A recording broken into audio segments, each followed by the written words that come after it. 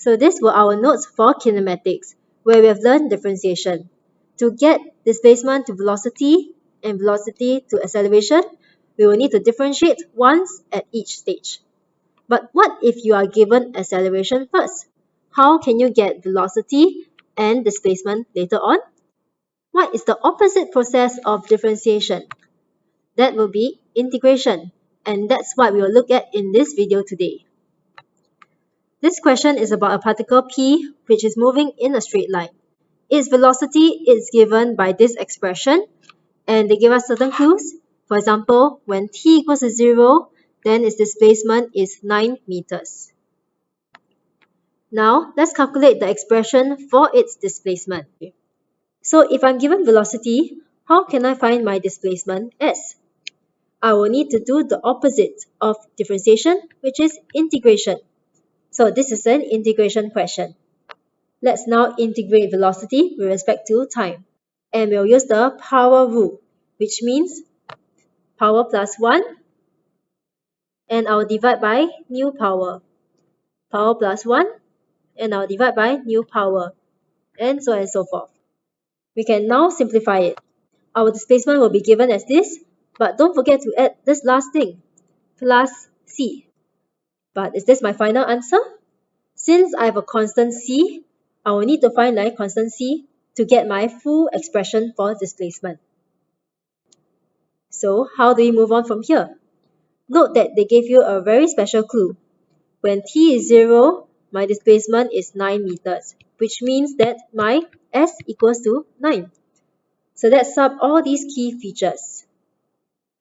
If t equals to 0 and s equals to 9, then my c will be equals to 9, which gives that this is my final displacement expression. Let's now do part 2, where I'll find my value of t at instantaneous rest. By now you should know, at instantaneous rest, a very special feature is my velocity, equal to 0. And since they've given us velocity, let's just let v be equals to 0. By using simple factorization, I will get two answers, -½ and 1. But which answer is acceptable? Since time cannot be negative, I need to reject that answer and only accept t equals to 1. Now let's find my distance of P from O, which means that I'm finding my displacement at t equals to 3. So this is a very simple question. Just sub t equals to 3 into s. Once we sub in t equals to 3, I will get my final answer for displacement, 30 meters in exact. Let's come to the last question.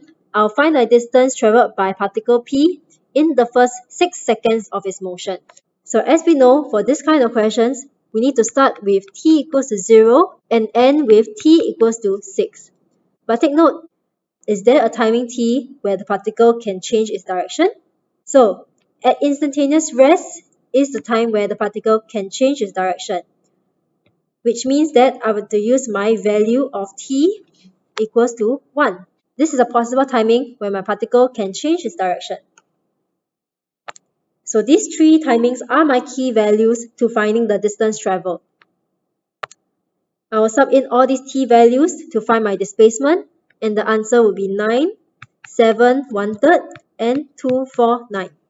And to find my distance traveled, I will just take the difference of all my displacement to get my total distance, 2, 4, 3, 1/3 meters.